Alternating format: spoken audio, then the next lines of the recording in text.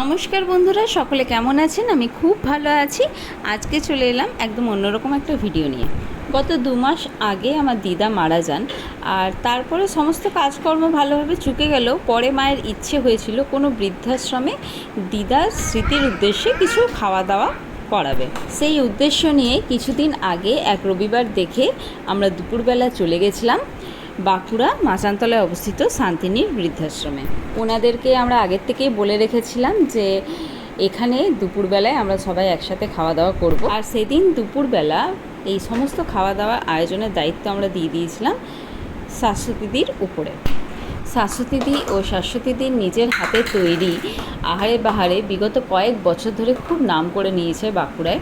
পরিষ্কার পরিচ্ছন্ন বাড়ি তৈরি সুস্বাদু রান্না, অথচ ন্যায্য মূল্যে।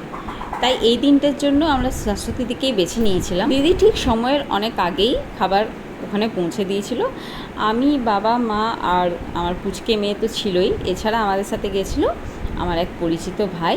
আমরা সবাই মিলে হাতে হাত লাগিয়ে ওখানে পরিবেশন করলাম, আর ওখানে খাওয়া দাওয়া করে সবার সাথে কথা বলে সময় কাটিয়ে আমাদের খুব ভালো লাগলো। বৃদ্ধাশ্রম দেখাশোনার দায়িত্বে যে ভাই ও দাদারা রয়েছে তারাও খুব ভালো, যথেষ্ট আন্তরিক। আর দাদু ঠাকুমারা তো খুব আনন্দ করেছেন, তাদের সবার খাবার খুব পছন্দ হয়েছে। সব মিলিয়ে আমরা সবাই মিলে একসাথে একটা খুব সুন্দর দিন কাটালাম সেখানে। আমরা হয়তো খুব জলদিই আবার ওখানে যাব। আপনারাও যদি চান এখানে একদিন একটু সময় কাটিয়ে আসতে পারেন। অনেক কিছু যে নিয়ে যেতে হবে তার কোনো মানে নেই, আপনাদের সাধ্যমতো জিনিস নিয়ে আপনারা এখানে দেখা করে আসতে পারেন। আমি এদের ফোন নাম্বার ডেসক্রিপশন বক্সে দিয়ে দেবো। আশা করি আপনাদের খুব ভালো লাগবে। আর এই ভিডিওটি কেমন লাগলো অতি অবশ্যই জানাবেন কমেন্ট করে, আর লাইক, কমেন্ট, সাবস্ক্রাইব করে পাশে থাকবেন। ধন্যবাদ। শুভরাত্রি।